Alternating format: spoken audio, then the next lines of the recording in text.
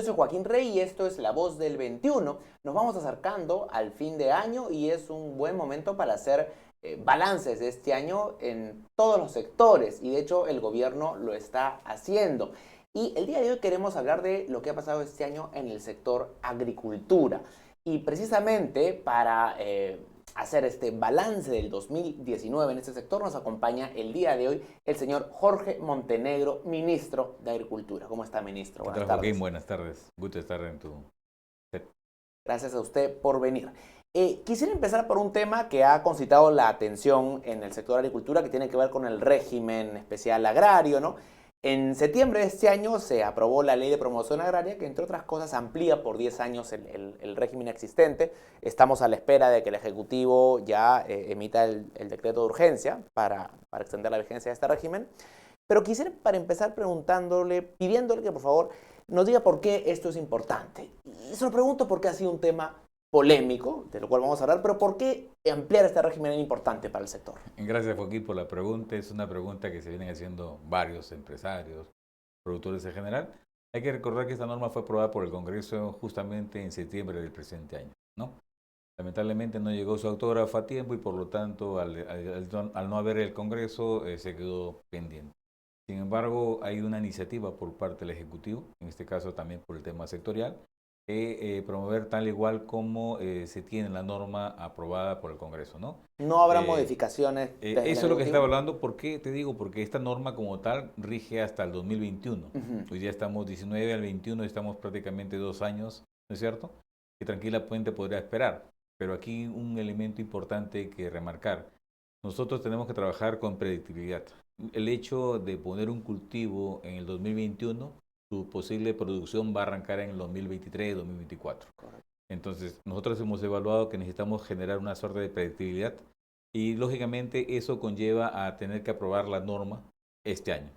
Este año para buscar mecanismos de inversión, darle esa seguridad al empresario, al productor, y es lo que estamos Ujú. trabajando. Pero nos Primero, quedan 9 días nomás en este correcto. año. Por eso que se hizo un Sí. análisis para ver si era o no pertinente Ajá. emitir un decreto de urgencia, teniendo en cuenta que nosotros somos muy respetuosos en la emisión de los decretos de urgencia, no podemos sacar a libre albedrío, bien Ujú. lo dijo el presidente, van a salir los decretos de urgencia según corresponda, teniendo en cuenta la racionalidad y la eficacia de estos. Entonces, en ese sentido, lo que hemos hecho es evaluarlo para ver cómo está calzando. Entonces, por un tema de predictibilidad y asegurar las inversiones para lo que venga para adelante, entonces eso es lo que hemos hecho, esa evaluación. Entonces, podemos decir que ya hay condiciones para evaluarlo.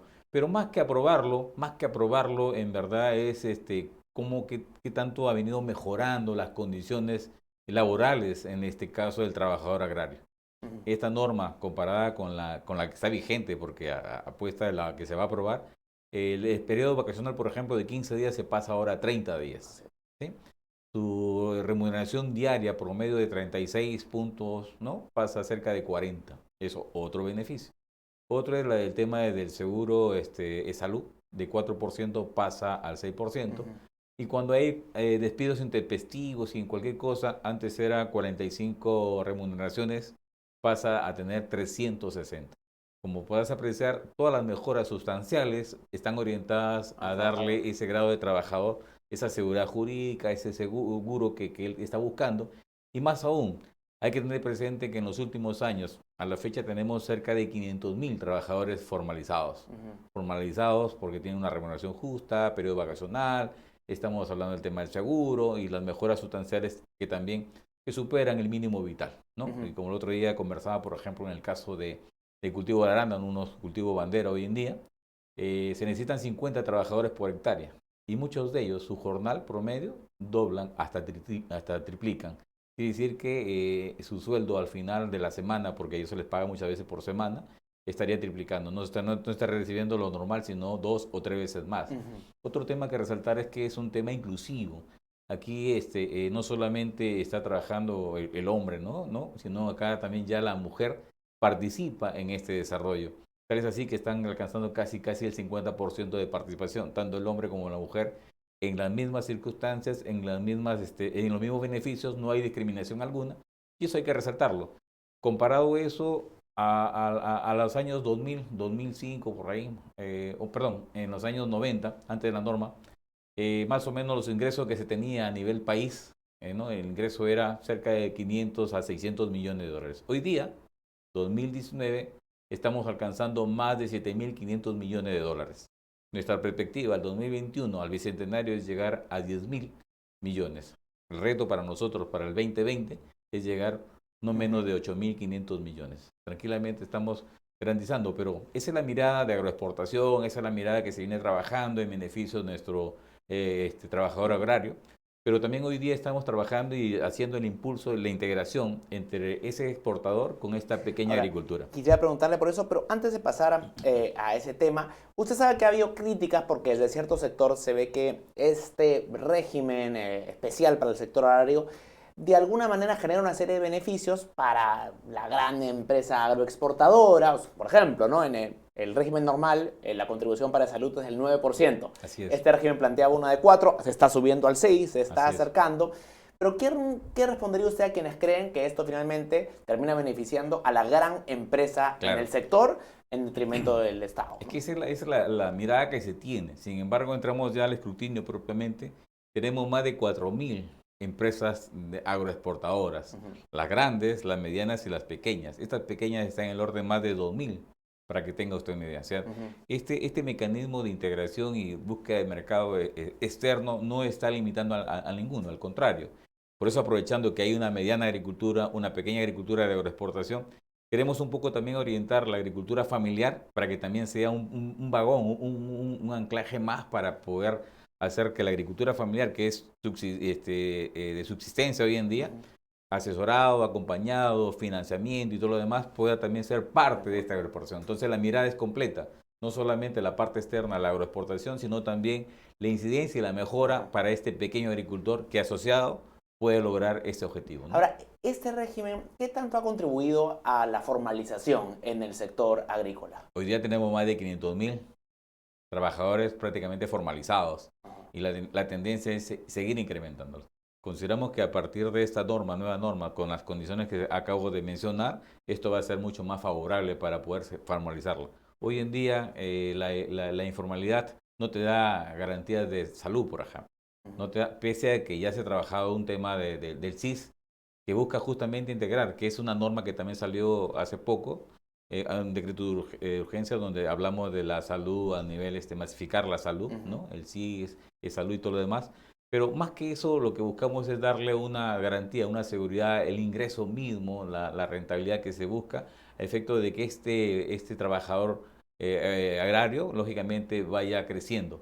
Beneficios para él, beneficios para su familia y la búsqueda del crecimiento permanente, creo que es uno de los objetivos que tenemos de aquí para adelante siempre, ¿no? Ahora, en el sector hay una suerte como de dos mundos, ¿no?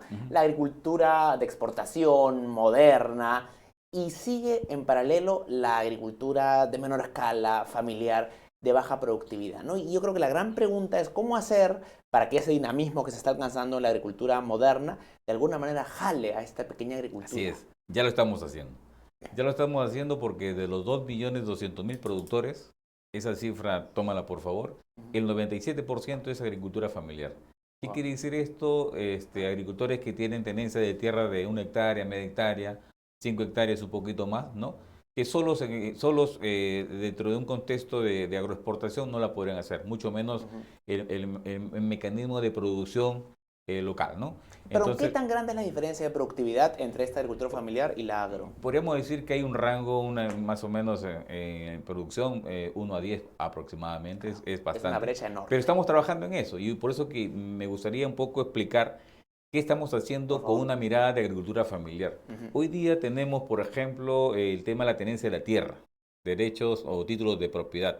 El 85% de ese universo, el 85% de este pequeño agricultor no tiene título de propiedad.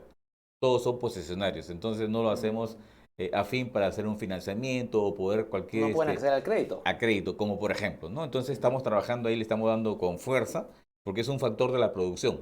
El título de propiedad consideramos que es importantísimo empezar a trabajar y estamos trabajando ya en ese mecanismo. Pero ¿qué hago con tierra si no le doy agua? Entonces ahí también estamos mejorando el tema de derecho de uso de agua a través de la Autoridad Nacional del Agua. Estamos construyendo infraestructura de riego para dotar y abastecer estos terrenos, ¿no es cierto? en la parte de agua, en la parte de tecnología. Tenemos que trabajar con semillas certificadas, tenemos que trabajar con riego tonificado, tenemos que hacer asistencia técnica, extensión agrícola, entre otros factores más. Pero hablamos de tierra, agua y tecnología. Pero si no le damos el financiamiento, ¿cómo le pedimos más a este pequeño agricultor? Y ahí tenemos un gran potencial. Tenemos para este año 2020 más de 300 millones de soles que va a permitir trabajar el financiamiento con tasas blandas. ¿Qué tasas más o menos? Que podrían alcanzar el 10% frente a un mercado externo. ¿A través del Las tasas, agrobanco esto? Agrobanco, exactamente, con nuestro fondo que es el Fondo Agroperú, que lo administra Agrobanco. Las tasas fuera de mercado normal están por encima del 20, 25, 27, algunos de ellos según el riesgo, lógicamente se ve incrementado. Entonces tenemos tierra, tenemos agua, tenemos tecnología y tenemos financiamiento y este quinto elemento es justamente nuestro trabajador productor, siempre en ese contexto. Cuando te hablaba de la tenencia de la tierra, media hectárea, una hectárea, no, 5 hectáreas, solo no van a poder salir. Entonces Porque tenemos la escala es muy pequeñita. Así es. Entonces todos estos 5 elementos, 5 factores se ven encapsulados y trabajados a nivel de la asociatividad.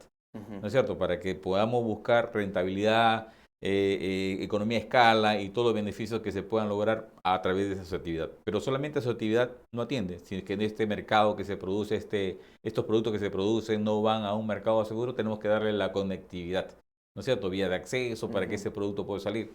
Y lógicamente al final está la comercialización. Y ahí nuevamente entramos en lo que es la agroexportación. Estos productores asociados, totalmente organizados, que pueden engancharse en esta agroexportación y mejorar su productividad también para el consumo interno.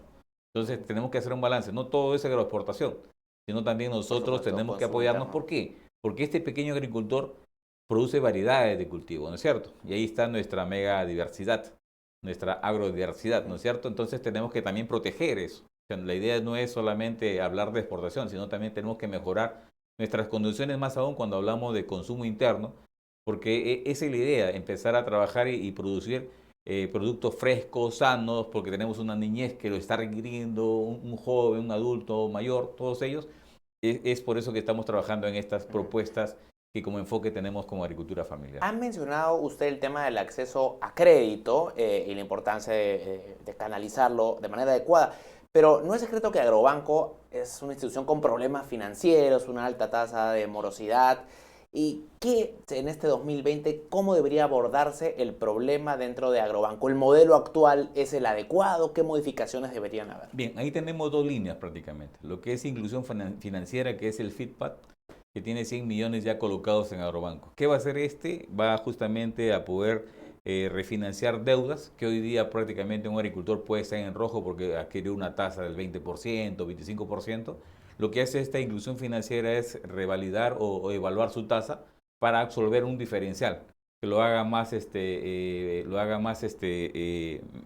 mejore, claro, sus condiciones lógicamente mejoren. Si tuvo 25, le podemos bajar una tasa de 10 o de 15, sus condiciones de financiamiento pueden ser lógicamente reflotables en todo sentido. Y eso es lo que estamos haciendo como inclusión financiera, que es en este caso el FIP. Sin embargo, tenemos 300 millones aparte, 350 millones aproximadamente, que vamos a trabajar lo que es el Fondo Agroperú. Es el fondo que se le asigna al Ministerio de Agricultura y se lo da a Agrobanco para que los administre.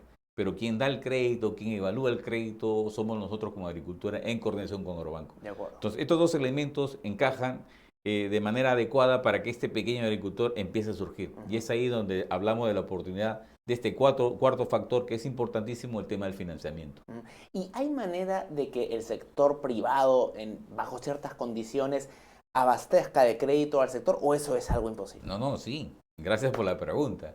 Estamos en varios lugares. La semana pasada estaba, por ejemplo, en la irrigación de Chayimochi. Hemos hecho unos recorridos en la parte alta y estamos haciendo un modelo donde el tema de la agroexportación, en este caso de este potencial de la inversión, va a trabajar una propuesta, un piloto todavía sobre el tema de precontratos.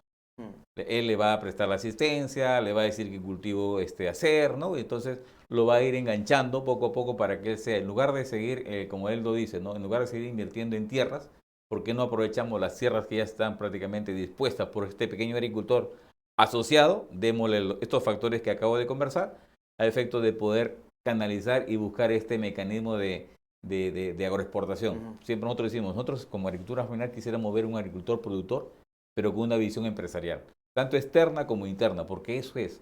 Tenemos que mejorar su calidad de vida, mejorar su condición de familia, su educación y en general, porque él tiene ese derecho. Y nosotros estamos ahí para colaborar para que ese derecho sea el más adecuado. Ya que ha mencionado usted el proyecto Chavimochic, quisiera preguntarle por este proyecto y también por el caso Majas, que son dos proyectos emblemáticos. En el caso de Chavimochic entiendo que hay una adenda pendiente con el concesionario. ¿En qué está en este momento ese tema? Bien, hoy en día, lamentablemente, el proyecto está paralizado por más de 2 años.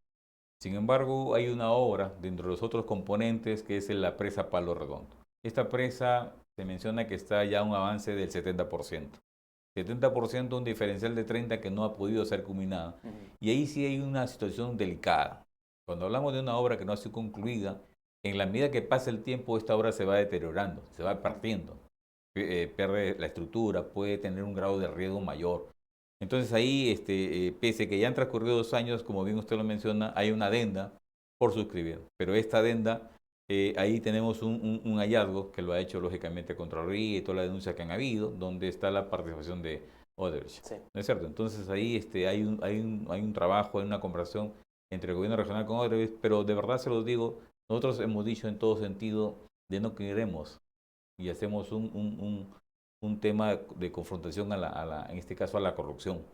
Sabemos y somos conocedores de cuándo se ha afectado y no podemos seguir trabajando, seguir haciendo esto, porque al final de verdad estaría repercutiendo en los avances de esta obra. Entonces, O sea, la posición del Ejecutivo es que Odebrecht no sea más el concesionario de la obra. corrupción nunca más, en general. Fuera Ori, fuera lo que fuera, De corrupción acuerdo. nunca más. Y eso estamos totalmente flanqueados en ese contexto. Dentro del Ejecutivo, lo que más quisiéramos es continuar en ese contexto de no más corrupción porque hace un tremendo daño. Se dice claramente que hay 10.000 más o menos millones de soles que se han visto lógicamente perdidos en el tema de la corrupción. Esos 10.000 millones, ¿qué nos podríamos haber beneficiado? Más reservorio, más áreas agrícolas, mayores beneficios, más escuelas, más hospitales y en general, ¿no es cierto? Entonces, creemos que esa es una buena oportunidad de hacer un alto para llamar a la exhortación, llamar a la ciudadanía en general que no podemos convivir con la corrupción. Pero en Tenemos que hacer concreto lo que plantearían es resolver el contrato con la empresa Odebrecht. Que sea Así es, concesionaria. eso es lo que estamos justamente buscando. Habrán mecanismos, seguro habrán ese arbitraje, qué sé yo, que siga su conducto regular y que sean los órganos competentes quienes definan el asunto. Nosotros, por nuestra parte, el tema de infraestructura nos interesa poner en valor 1 hectárea o más de 1 hectárea y generar fuente de trabajo y disminuir esa brecha de desempleo es lo que estamos De buscando. acuerdo. Entonces, Quisiera preguntarle por el sector cafetalero que está enfrentando, el café es un commodity, los precios se transan en el mercado internacional y ha habido una reducción muy importante en el precio del café, eso es lo que ha afectado a los cafetaleros en Perú. ¿Va a hacer algo el Ejecutivo para hacer frente a este tema? estamos trabajando. Recuerda que en el 2013 se presentó una plaga, la Roya María, Sí. que afectó más o menos cerca de 80.000 hectáreas, de las cuales se ha venido implementando renovación, nuevas implantaciones de café, ¿no? Y ahí estamos trabajando con INIA. INIA es una de nuestras OPAs adscritas al Ministerio de Agricultura, donde la tecnología, la visión frente a un evento de cambio climático que ya estamos viviendo, la activación de plagas, tenemos que fortalecerlo. INIA para nosotros es nuestro punto focal para que esto, lo que usted manifiesta en el caso del café, en el caso del cacao, más aún tenemos 4 plagas que hoy día nos amenazan a raíz de este cambio climático, como por ejemplo el tema del dragón amarillo, que ataca al cítrico, a las naranjas y en general, y al limón, más aún cuando el limón es un insumo de nuestro producto de bandera que es el ceviche. Tenemos otra plaga que se ha activado y hay una cuarentena acá nomás cerca en Colombia, Guaquira, que tiene que ver con el Fusarium raza 4, que ataca al banano, al plátano, ¿no? Y hay que entender que Piura, Tumbes, Lambayeque tiene banano orgánico y el plátano como tal, por ejemplo, es una de las dietas, la dieta del plato, ¿no? El consumo masivo de la Amazonía. Imagínense ustedes si es que esto ingresa al Perú.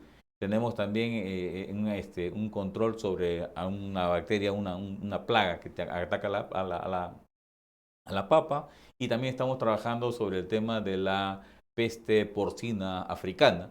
Para que usted tenga una idea, China ha sido afectado con esta plaga, en este caso de de la peste porcina africana, de 44 millones de individuos porcinos, ha bajado a tener 20 millones de mortandad, entonces un impacto bastante fuerte.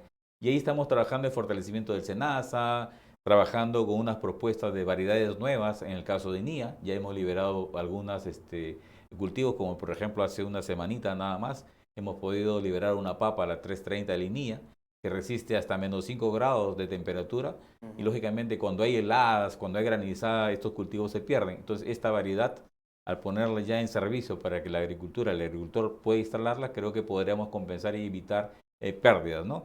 Entonces, así estamos trabajando en quinoa. Acabamos de lanzar una quinoa roja que tiene 2 aminoácidos más a la normal.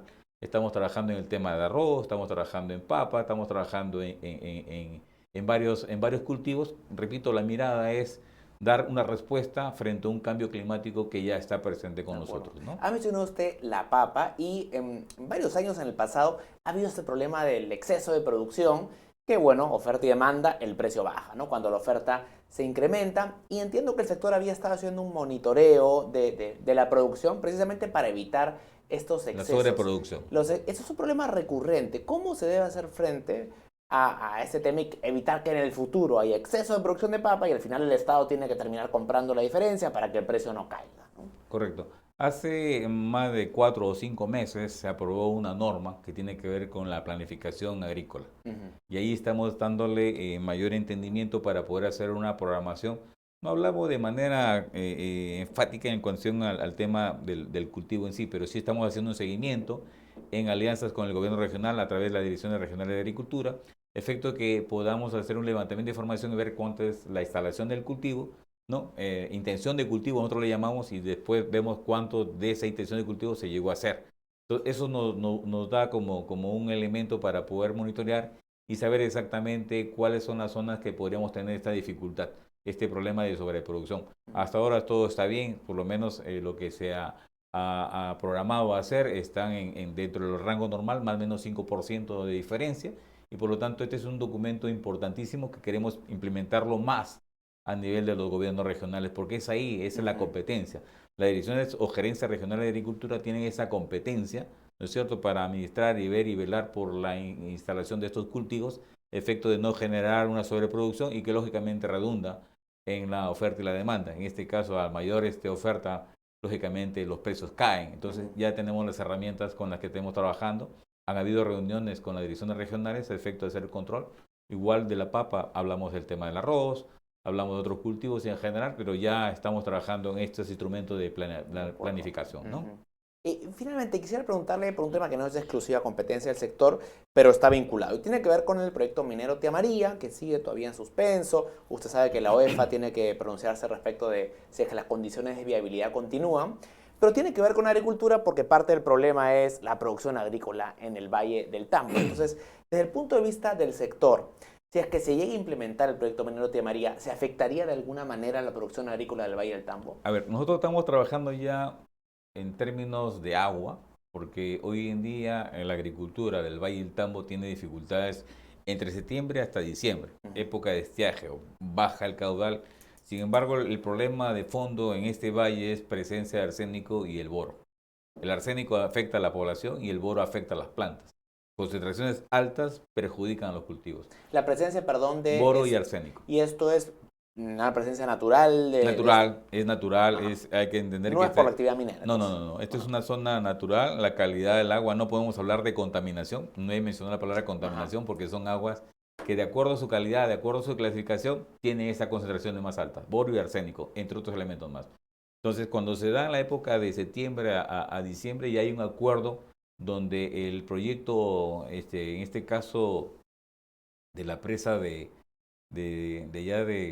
Muquegua, Pasto Grande, suelta una masa total de 8.2 millones de metros cúbicos. ¿Por qué la suelta? ¿Por qué la libera? Porque mejora a través de dilución las calidades de concentración que tienen en este caso boro y arsénico. Pero para esto estamos trabajando ya un proyecto que se llama, inicialmente trabajamos en un proyecto que es Paltuture, con una capacidad de almacenamiento de 84 millones de metros cúbicos, que se ha visto dificultada su ejecución por una medida cautelar. Es un tema de límites entre las regiones. pero no nos hemos quedado con los brazos cruzados. Estamos trabajando ya en el perfil de una zona mucho más abajo que se llama la presa de Yanapuquio, cuya capacidad de almacenamiento es de 43 millones de metros cúbicos.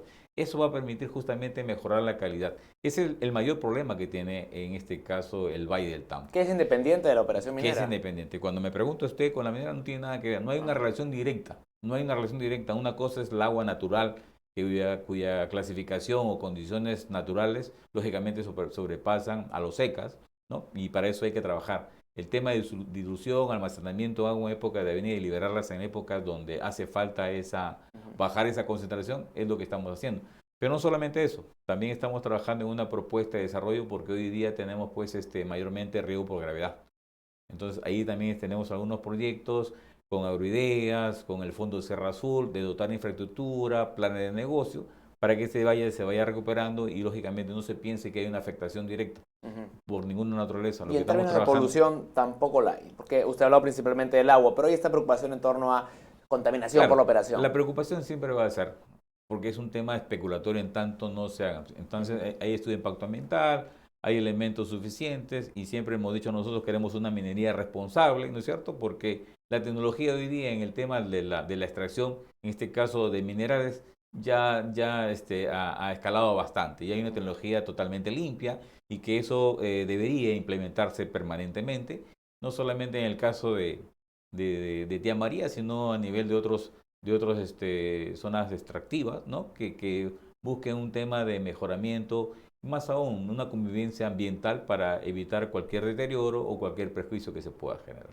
Muy bien, ministro, le agradezco mucho por su tiempo y vamos a estar atentos pues a la promulgación del decreto vinculado a la Ley de Promoción Agraria, que esperemos se dé en los próximos días. Con toda seguridad, esperemos que esta norma como tal, nuestro mayor propósito es beneficiar y proteger a nuestro trabajador agrario. Y en esa línea estoy casi seguro que vamos a seguir dándole. Con todo, queremos desarrollar la agricultura familiar, queremos dotarle de elementos, factores de crecimiento a este agricultor para que mejore su calidad de vida y sus condiciones económicas y, por qué no decirlo, él tiene ese derecho a poder gozar como el resto de peruanos. Muchas gracias, ministro. Muchas gracias. Jorge Montenegro, ministro de Agricultura, haciendo un balance de lo que ha sido el año 2019. Muchas gracias. Tenga usted felices fiestas. Gracias. Siga atento a la programación de Perú 21 Televisión. Con permiso.